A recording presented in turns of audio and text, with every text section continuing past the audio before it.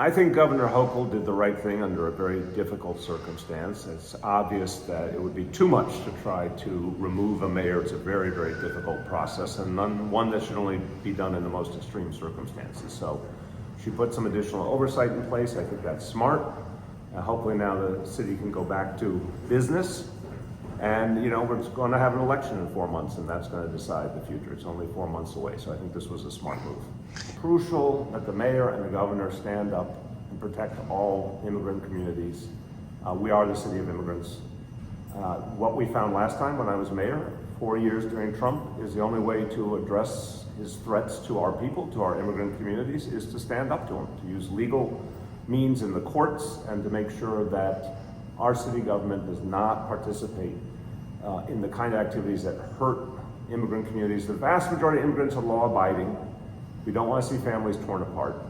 So I think it's important for all of our leaders to stand up for our immigrant communities. Don't forget to like, comment and subscribe.